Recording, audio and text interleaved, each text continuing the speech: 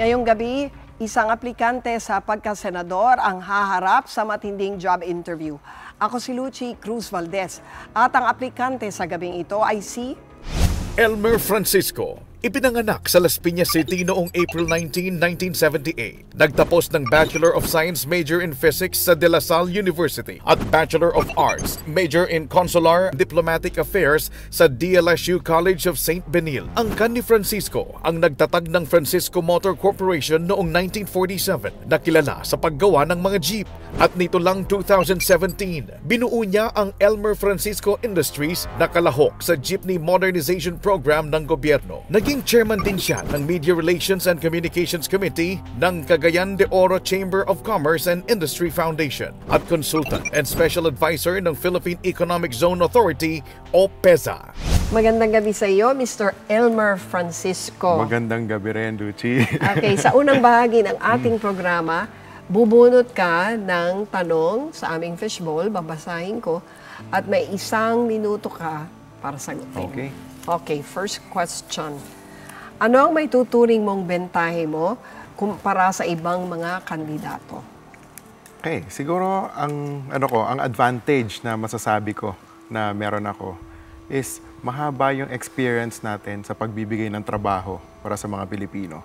Because our family since 1947, for 72 years nagbibigay tayo ng marami, daan-daang libong trabaho. O ipakilala mo kung anong negosyo ng pamilya mo. Yes, ang ginagawa ng Francisco ay yung mga Francisco Jeepney. Yes. So, gumagawa tayo since 1947. Ako naman, personally, 27 years na akong gumagawa ng jeepney.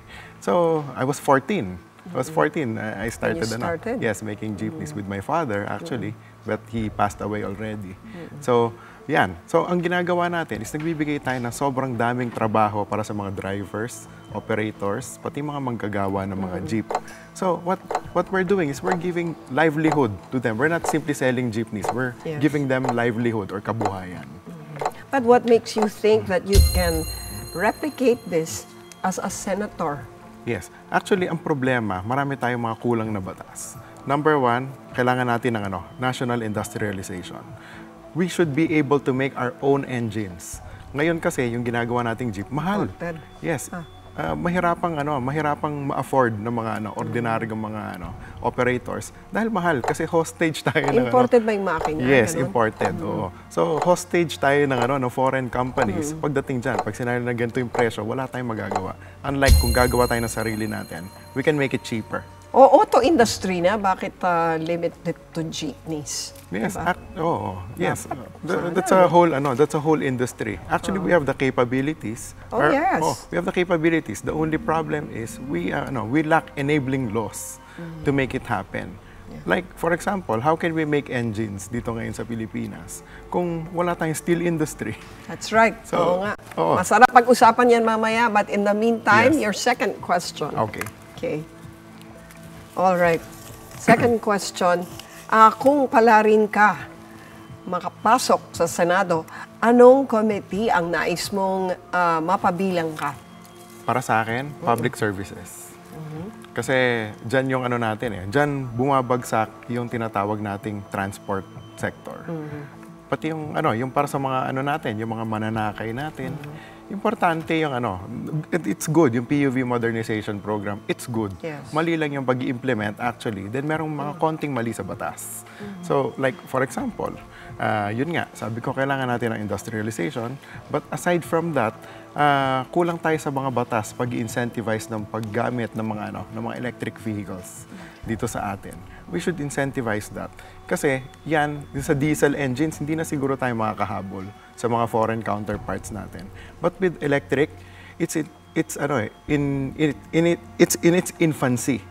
So marami tayong mga magagaling na mga engineers na mga Pilipino na pwede natin gawin dito sa Pilipinas. Then we can compete globally. We can even export. Okay, ang presyo ng langis at saka syempre presyo ng pasahe ang lagi na lang pinag-aawayan ng gobyerno at sa mga driver at saka mga operator. At kayo ay nandun nga sa industriyang yon. Anong paninindigan mo doon? Okay, so para sa akin, unang-una, yung excise tax sa train law, dapat yan itigil. Kasi nakakapagpataas yan ng presyo. Ngayon, katulad ng sinasabi ko parati sa lahat ng mga tao nagtatanong sa akin, hindi lang yan yung solusyon. Maraming solusyon dyan.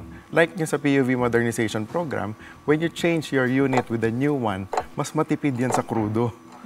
Mas matipid sa maintenance. Ay, ang problema, yung pambili raw nila ng bagong mga PUV, no? Ang mahal-mahal. Sa nila kukunin yun. Yes. That's why, kaya nga meron tayong pinapataasan natin yung subsidy, yung government subsidy, para makabawas sa mga kailangan bayaran ng mga tao. Then, next, meron tayong tinatawag na boundary hulog. Ever since, it's not new. We had been doing that for decades already. Na umaabot ng 10 years na nagbabayad sa atin yung mga So yun yung hulugan system. Hulugan. And the ultimate solution to that is industrialization kasi bababa yung presyo ng vehicles kung dito natin ginagawa sa Pilipinas, kahit yung makina. Sige, masarap na yung pag-usapan yan, pero susunod na tanong muna. Okay. Alright, next question. Ano ang dalawa mong panukalang batas na gusto mong bigyan ng prioridad? Okay. So, dalawa. Isa is yung pambansang industrialisasyon, pati yung federalism. Okay. So, to tell you more about it, yung pambansang industrialisasyon, makakagawa tayo ng mga sarili nating mga makina, pati mga produkto dito sa Pilipinas para sa transportasyon, para sa agrikultura. Kasi ang nakikita ko, sa buong mundo, dito na lang ako nakakakita sa atin na gumagamit pa ng kalabaw sa mga farms. Sa ibang bansa, pag sinabi mong farmers, mayayaman makinarya yan. na. Yes, mayayaman yan, di ba? Bakit dito sa atin naghihirap, di ba? Ngayon, ang isang tinitignan natin, meron ako experience sa PESA, sa Philippine Economic Zone Authority. We create economic zones, give incentives. Diba? Ang problema, kaya natin sinusulong yung federalism para maraming pera na maiwan sa LGUs to develop their infrastructure. Ang problema kasi, paano ka naman gagawa ng call centers sa isang lugar na walang internet? Yes. Paano ka gagawa ng pabrika sa isang lugar na walang kalye, walang pantalan? Kuryente nga lang eh. Yes. Okay, sige. Next question, please. Okay. Nagdadaos din ng mga pagdinig o hearing nga sa Senado, no? Kung mananalo ka, anong issue ang gusto mong paimbestigahan para pagkunan ng mga ideya para sa mga bagong batas? Okay. So, unang-una, ang kailangan nating ayusin is yung poverty incidence natin. Kasi it has reached a crisis level. Napakadaming Pilipino na walang trabaho. Ang tanong dyan is bakit? Kasi para sa akin, ang trabaho ng isang senador ay mambabatas, not to implement those laws. We have to create those laws. As a senator, you should have vision. Dapat nakikita mo, dapat proactive ka. Hindi pa nangyayari, dapat nasusolusyonan mo na. Yun dapat ang ginagawa ng mambabatas. Kasi katulad niyan. So anong imbestigahan mo in regard to poverty? Yes. Unang-una, saan napupunta yung mga pera na dapat pupunta sa public services? Diba? Kasi ayun nga yung sinasabi natin, kaya pinupush din natin yung FOI bill. Diba? Na kailangan maipasa yan. Kasi saan napupunta? Bakit yung mayaman yung mga congressman natin, pati mga senador? Saan ang gagaling yung perang yon na dapat napupunta sa public services? So, marami tayong kailangang imbestigahan. Hindi lang yan. Alright. Unang bahagi pa lamang po yan ang ating pagkilatis kay Elmer Francisco at sa aming pagbabalik, round 2 ng kanyang job interview. Diyan lamang kayo.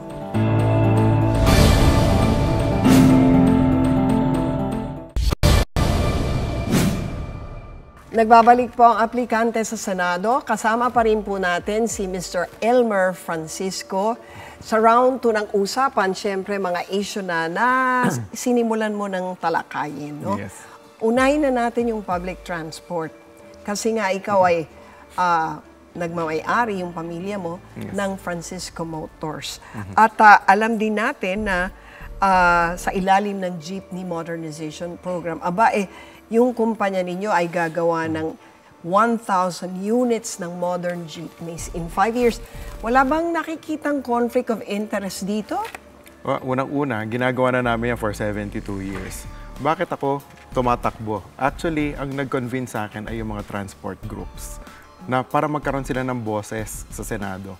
Kasi alam naman natin na kapag, yung iba, party list, tumatakbo. Pero, pag gumawa ka ng batas sa Congress at walang counterpart sa Senate, walang mangyayari doon. So, kailangan natin ng boses sa Senado na nakakaintindi kung ano yung takbo, kung paano talaga yung dapat gawin sa larangan ng transportasyon. Pero sabi ko nga kanina, no, Elmer, even among the jeepney drivers, hindi sila palo dyan sa modernization. Ayaw nilang pumasok, ayaw nila yang batas na yan, karamihan sa kanila. Kasi nga naman, if you phase out yung kanilang mga jeepney, para mo na rin silang tinanggalan ng negosyo. Exactly. At mapipilitan sila ngayon bumili ng bagong jeepney na sa kanilang pananaw, napakamahal nga naman. Yes. Anong masasabi mo ron? Exactly. Actually, ang sinasabi nila, lahat, nakakausap ko kasi mga dati na naming mga kliyente, mga customers. Tulad ng sinabi ko, hindi kami nagbebenta ng jeep, binibenta namin sa kabuhayan. Sinisigurado namin na mabubuhay sila. Hindi kami tatagal ng 72 years sa industriya kung hindi ganun ginagawa namin. Paano nga yung hulugan na sinasabi mo kanina? How does that work exactly? So how much does a modern jeep Ngayon, ang modern jeepney is nagko-cost ng mga 1.8 to 2 million. Wow, ang mahal nun. Dahil nga napakamahal ng powertrain. Powertrain pa lang, o makina pa lang, milyon na. So, hostage tayo ng mga dayuhan pagdating dyan. Ngayon, paano ginagawa natin? May PUV modernization, then ito yung mga maganda yan. We have to modernize for safety ng mga passengers, para sa environment. Pero ang problema ng mga operators, yung pambili. Yes. So, tayo yung nagbe-bridge. Kami yung gumagawa ng mga modernized jeepneys. Kami yung nangangapital. Then pinapa-boundary hulog namin sa kanila. We can stretch the term of the loan to even 10 years. 10, 11, 12 Good years. pa rin ba yun ng 10 years? Yes. Yung mga ganun? Yes. Araw-araw na mamasada? Actually, yung mga gawa namin, pasahero. Luchi, yung mga gawa namin, pinakamadami yan nasa Dagupan, pati sila Gaspi City. 40 years na tumatakbo pa rin. Wow. Yes, ganun katibay ang gawang Pinoy. Oh, Mas maganda ang gawang Pinoy. Okay. So magkano naman yung hulog na sinasabi mo? Actually, na boundary hulog na magkano yan? Yes, actually depende yan sa ruta. Yan yung hindi naiintindihan ng ibang mga kasama natin sa gobyerno. You cannot make one policy for everybody kasi merong mga ruta na mas maliit talaga yung kita nila kesa sa iba. Yes. Like dito sa city, mas malaki yung kita. So paano nga we are very flexible. Yun nga, so hinahabaan natin yung term. Sabihin na lang natin yung minimum. Yes. Kasi yun ang gusto nila malaman. Magkano ihuhulog? What's important is kung magkano yung kinikita nila ngayon, hindi maapektuhan yon. Mas kinaga-amortize sila ng bago. Yes. Yan ipapako kita dyan sa pangako mong yan. Actually, kinocompute na namin yan ng mga transport groups. Dahil kami, nagmi-meeting talaga kami regularly. Kasi naiintindihan nila dahil yung mga tatay nila, natulungan na rin ng tatay ko dati. So ngayon, kino-continue lang natin. Okay, nasabi mo rin kanina na isa sa mga, sabihin na natin frustration mo, ay yung nag-import tayo ng mga makina, ng mga sasakyan, no? Yes. Pero isa rin sa mga problema natin ngayon, Elmer, ay yung traffic. At sinasabi nga nila na ang problema sa traffic ay hindi masyado yung public, kundi yung private. Yes. So, sang-ayon ka ba na magtayo ng auto industry gayong sa totoo lang, ang unang binibili ng mga Pilipino ngayon, kotse, na siyang nakaka-traffic nga, nakapagpasikip sa mga lansangan. Anong masasabi mo? Actually, ang auto industry, hindi yan ang cause ng traffic. Ang cause ng traffic is yung nagkakaroon ng congestion dito sa Metro Manila dahil lahat ng developments nasa Metro Manila. That is why we are pushing for federalism. Pero hindi ba magmumura pag local? Magmumura, yes. O di lalong bibili mga tao? Yes. Unang-una, kulang tayo sa infrastructure. Yun yung sinasabi natin. Now, we're pushing for federalism para yung developments madala sa countryside. Decongest. Kasi, like what I said, by experience sa Philippine Economic Zone Authority, we are making economic zones in far provinces here in the Philippines para yung mga taga-probinsya hindi na kailangan pumunta pa Metro Manila para magtrabaho. Kasi yung trabaho nandun sa kanila, sa locality nila. So, hindi na rin nila kailangan mag-OFW. They can work. Marami tayong nakakausap mga OFW. Kahit daw kalahati lang ng kinikita nila, kung kikitain nila sa Pilipinas, mas gusto pa rin nila. So, that's why we are pushing for federalism so that we can bring the jobs to the countryside. In that way, madi-decongest ang Metro Manila. Mawawala ang traffic. Okay, the aim is good. And I think yun din ang layunin nung dalawang version ngayon na nakasalang, no? Yes. Yung House version at saka yung Puno version. Yes. Alin doon ang sinusuportahan mo? Actually, yung Puno version. Kasi in the first place, ang sinabi ko nga, maraming may iwan na pera sa mga LGUs to develop the infrastructure. Pero tinanggal ng lower house yung anti-political dynasty provisions. Mapupunta pati sa yung term pamilya limit, yun. baka mapunta sa bulsa. 'Di ba? So hindi mapupunta sa infrastructure. So kaya sinusuportahan natin yung puno version because of the anti-dynasty provisions. Pati tsaka importante yung mga senador natin ay magiging by region, by state yung pag-elect sa kanila, hindi nationwide. Magkakaroon ng representation. Yung lahat ng parliamentary. areas. Not necessarily. No, not necessarily kasi sa ngayon it's presidential federal. Federalism, yes. But yung mga senators should be elected per region. Okay. Pero marami rin nag-argue na hindi raw magwo-work kahit yung puno version, no? Dahil ang konti lang daw ng mga rehiyon dun sa 18 federated na proposed, no, na kayang tumayo sa sarili nilang kakayahan. I think NCR and then Central Luzon, di ba? Calabarzon. Yes. So the rest daw, talagang hindi pa kakayanin pag hinayaan mo mag-federate. Ano masasabi mo ron? Actually, from a business point of view, kasi tayo ay negosyante. Alam mo, maski ganong kaliit ng kinikita mo ngayon, kung marunong kang humawak ng pera, mapapalaki mo yan. Diba? So, para sa akin, hindi ako naniniwala na kapag binigyan mo itong lugar na to ng autonomy or ito lang yung budget, ito yung kinikita nila kasi may iwan sa kanila yon, diba? Lang, hindi sila magde-develop. I don't believe that. Kasi in the first place, ngayon, meron din tayong mga private na companies like economic zones. Meron tayong tinatawag na special economic zones.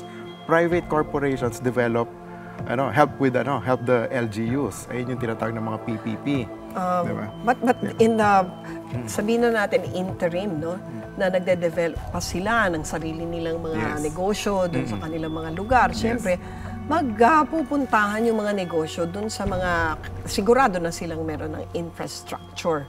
So, anong gagawin mo in the meantime dun sa 15 other federated states na yun lang ang budget talaga nila at wala silang pinagkukunan masyado, yun at yun pa rin. Yes. Paano mag-work yun in the interim? Yes, like what I mentioned, maraming sources Just like in a business, marami ang sources. Hindi lang naman isa ang source mo ng funds.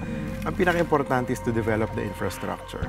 In a special economic zone, like kung lalagay mo, like Camarines Norte, di ba? Sabihin natin, meron tayong ginagawang economic zone doon that will provide 30,000 jobs with an international airport. Sino ba nagpopondo niyan? Hindi yung bayan ng Jose Panganiban. Private corporations na gusto rin nilang syempre it's profit yan, business yan di ba? But it can develop the area and give jobs to the people, which is good. And it's an economic zone. Paano natin sisiguraduhin na yung mga kapitalistang yan ay hindi sila yung mga dati rin na traditional oligarchs, politicians, mga dinastiya na sila rin naman ang namamayani doon sa mga lugar na alam na natin ngayon, sila naman talaga ang may pera, sila may kakayahan, ang may poder. How do you ensure that? Actually, we can separate that from the dynasties kasi hindi naman to political. It's business Hindi naman yan necessarily na yung political dynasty yung magde-develop nun. Ngayon, meron tayong mga foreign and domestic investors na tinatawag. Tsaka iba-ibang industry yan. Meron yung agro-industrial, meron yung tourism, meron yung Ngayon, for us, any development is good as long as it will give jobs to the people. Kasi katulad yan, ang nirereklamo ng mga tao, presyo ng bilihin. For me, aanihin mo yung murang presyo ng bilihin kung wala ka naman pambili. So, ang importante dito, pinaka-importante is job generation. As long as it can create jobs for the people of the locality, it's good. Okay. Yan ang para sa akin. Anong gusto mong batas na nandyan na, policy na nandyan na gusto mong uliratin ulit? Okay, ako, I'm a graduate of Consular and Diplomatic Affairs. So, ang lagi natatanong sa akin, I don't know why, maybe because of my educational background, is yung sa Rome Statute. Okay. Yung pag-pull out ni President Duterte dun sa yung sa ICC. Yes. Diba? For me, it was ratified by the Senate. Part yan ng oversight ng Senate. It was ratified by the Senate. Hindi ka agree doon? Hindi. As provided by the Constitution, kailangan i-ratify ng Senate. Para sa akin, kung magwi-withdraw ka ng something na international treaty, from an international treaty na ratified ng Senate, dapat meron ding may say din. Yes, may say din ang Senate pag-withdraw. Di ba? So, para sa akin, yun yung tama. Okay. So, it's part of the oversight para maiwasan natin yung mga abuses of power. Do you think that was an abuse? Para sa akin, it's for personal interest. Yun ang masasabi ko. Interesting. Yes. Okay. Okay, hindi pa po tapos ang job interview ni Elmer Francisco. At sa aming pagbabalik, final round na po tayo. Ito ang aplikante sa Senado.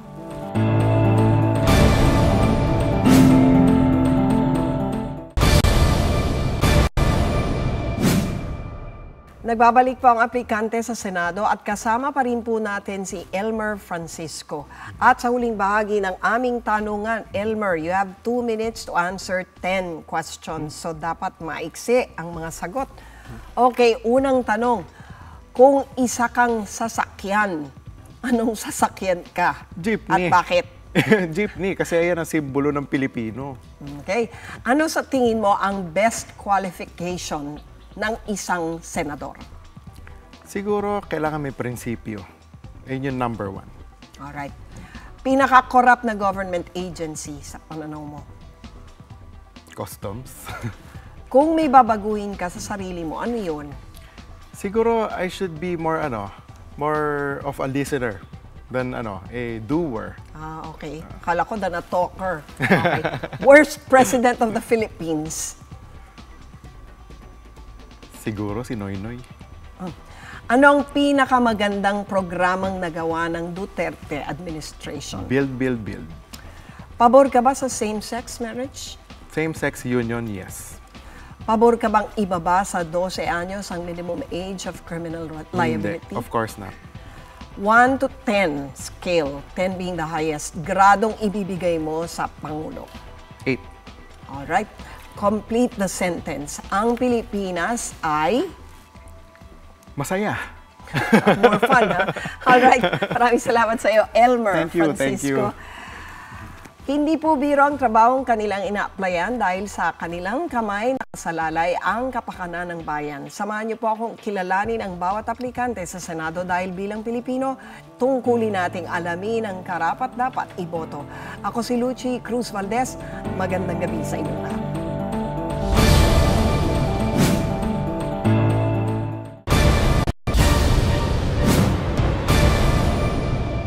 Ngayong gabi, isang aplikante sa pagkasenador ang haharap sa matinding job interview. Ako si Luchi Cruz-Valdes at ang aplikante sa gabing ito ay si Elmer Francisco. Ipinanganak sa Las Piñas City noong April 19, 1978. Nagtapos ng Bachelor of Science major in Physics sa De La Salle University at Bachelor of Arts major in Consular Diplomatic Affairs sa DLSU College of St. Benil. Ang ni Francisco ang nagtatag ng Francisco Motor Corporation noong 1947 na kilala sa paggawa ng mga jeep. At nito lang 2017, binuo niya ang Elmer Francisco Industries na kalahok sa Jeepney Modernization Program ng gobyerno. Naging chairman din siya ng Media Relations and Communications Committee ng Cagayan de Oro Chamber of Commerce and Industry Foundation at consultant and special advisor ng Philippine Economic Zone Authority o PEZA. Magandang gabi sa iyo, Mr. Elmer Francisco. Magandang gabi rin, Luchi. Okay, sa unang bahagi ng ating programa, bubunot ka ng tanong sa aming fishbowl, babasahin ko, at may 1 minuto ka para sagutin. Okay. Okay, first question. Ano ang may tuturing mong bentahe mo kumpara sa ibang mga kandidato? Okay, siguro ang advantage na masasabi ko na meron ako is mahaba yung experience natin sa pagbibigay ng trabaho para sa mga Pilipino. Because our family since 1947, for 72 years nagbibigay tayo ng marami, daan-daang libong trabaho. O ipakilala Dahil mo kung anong negosyo ng pamilya mo. Yes, ang ginagawa ng Francisco ay yung mga Francisco Jeepney. Yes. So, gumagawa tayo since 1947. Ako naman, personally, 27 years na akong gumagawa ng jeepney. So, I was 14. I started, yes, making jeepneys with my father, actually. But he passed away already. So, yan. So, ang ginagawa natin is nagbibigay tayo ng sobrang daming trabaho para sa mga drivers, operators, pati mga manggagawa ng mga jeep. So, what we're doing is we're giving livelihood to them. We're not simply selling jeepneys. We're giving them livelihood or kabuhayan.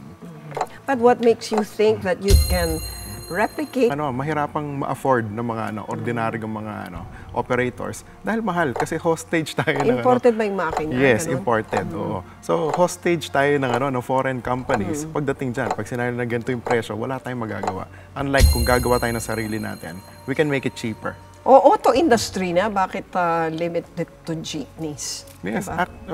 yes. That's a whole industry. Actually, we have the capabilities. Yes. We have the capabilities. The only problem is we lack enabling laws to make it happen. Like, for example, how can we make engines dito ngayon sa Pilipinas kung wala tayong steel industry? That's right. So, nga. Masarap pag-usapan yan mamaya, but in the meantime, Yes. your second question. Okay. All right. Second question. Kung palarin ka makapasok sa Senado, anong committee ang nais mong mapabilang ka? Para sa akin, public services. Kasi dyan yung natin dyan bumabagsak yung tinatawag nating transport sector. Pati yung para sa mga natin, yung mga mananakay natin. Importante yung it's good, yung PUV modernization program, it's good. Yes. Mali lang yung pag-i-implement actually, then merong mga konting mali sa batas. So, like for example, yun nga, sabi ko kailangan natin ng industrialization, but aside from that, kulang tayo sa mga batas pag-i-incentivize ng paggamit ng mga electric vehicles dito sa atin. We should incentivize that. Kasi yan, sa diesel engines, hindi na siguro tayo makakahabol sa mga foreign counterparts natin. But with electric, it's in its infancy. So marami tayong mga magagaling na mga engineers na mga Pilipino na pwede natin gawin dito sa Pilipinas. Then we can compete globally. We can even export. Okay, ang presyo ng langis at saka syempre presyo ng pasahe, ang lagi na lang pinag-aawayan ng sa mga driver, tsaka mga operator, at kayo ay nandun nga sa industriyang yon. Anong paninindigan mo doon? Okay, so para sa akin, unang-una, yung excise tax sa train law, dapat yan itigil. Kasi nakakapagpataas yan ng presyo. Ngayon, katulad ng sinasabi ko parate sa lahat ng mga tao nagtatanong sa akin, hindi lang yan yung solusyon. Maraming solusyon dyan. Like yung sa PUV modernization program, when you change your unit with a new one, mas matipid yan sa krudo. Mas matipid sa maintenance. Ay, ang problema, yung pambili raw nila ng bagong mga PUV, ang mahal-mahal. Sa nila kukunin yun. Yes. That's why, kaya nga meron tayong pinapataasan natin yung subsidy, yung government subsidy, para makabawas sa mga kailangan bayaran ng mga tao. Then, next, meron tayong tinatawag na boundary hulog. Ever since, it's not new. We had been doing that for decades already. Na umaabot ng 10 years na nagbabayad sa atin yung mga So yun yung hulugan system. Hulugan. And the ultimate solution to that is industrialization. Kasi bababa yung presyo ng vehicles kung dito natin ginagawa sa Pilipinas, kahit yung makina. Sige, masarap na yung pag-usapan yan, pero susunod na tanong muna. Okay. Alright, next question. Ano ang dalawa mong panukalang batas na gusto mong bigyan ng prioridad? Okay. So, dalawa. Isa is yung pambansang industrialisasyon, pati yung federalism. Okay. So, to tell you more about it, yung pambansang industrialisasyon, makakagawa tayo ng mga sarili nating mga makina, pati mga produkto dito sa Pilipinas para sa transportasyon, para sa agrikultura. Kasi ang nakikita ko, sa buong mundo, dito na lang ako nakakakita sa atin na gumagamit pa ng kalabaw sa mga farms. Sa ibang bansa, pag sinabi mong farmers, mayayaman makinarya yan. na. Yes, mayayaman yan, di ba? Bakit dito sa atin naghihirap, di ba? Ngayon, ang isang tinitignan natin, meron ako experience sa PESA, sa Philippine Economic Zone Authority. We create economic zones, give incentives. Diba? Ang problema, kaya natin sinusulong yung federalism para maraming pera na maiwan sa LGUs to develop their infrastructure. Ang problema kasi, paano ka naman gagawa ng call centers sa isang lugar na walang internet? Yes. Paano ka gagawa ng pabrika sa isang lugar na walang kalye, walang pantalan? Kuryente nga lang eh. Yes. Okay, sige. Next question, please. Okay. Nagdadaos din ng mga pagdinig o hearing nga sa Senado, no? Kung mananalo ka, anong issue ang gusto mong paimbestigahan para pagkunan ng mga ideya para sa mga bagong batas? Okay. So, unang-una, ang kailangan nating ayusin is yung poverty incidence natin. Kasi it has reached a crisis level. Napakadaming Pilipino na walang trabaho. Ang tanong dyan is bakit? Kasi para sa akin, ang trabaho ng isang senador ay mambabatas, not to implement those laws. We have to create those laws. As a senator, you should have vision. Dapat nakikita mo, dapat proactive ka. Hindi pa nangyayari, dapat nasusolusyonan mo na. Yun dapat ang ginagawa ng mambabatas. Kasi katulad So, niyan, anong iimbestigahan mo Yes. in regard to poverty? Yes. Unang-una, saan napupunta yung mga pera na dapat pupunta sa public services? Diba? Kasi ayun nga yung sinasabi natin, kaya pinupush din natin yung FOI bill. Diba? Na kailangan maipasa yan. Kasi saan napupunta? Bakit yung mayaman yung mga congressman natin, pati mga senador? Saan ang gagaling yung perang yon na dapat napupunta sa public services? So, marami tayong kailangang imbestigahan. Yan. Alright. Unang bahagi pa lamang po yan ang ating pagkilatis kay Elmer Francisco at sa aming pagbabalik, round 2 ng kanyang job interview. Diyan lamang kayo.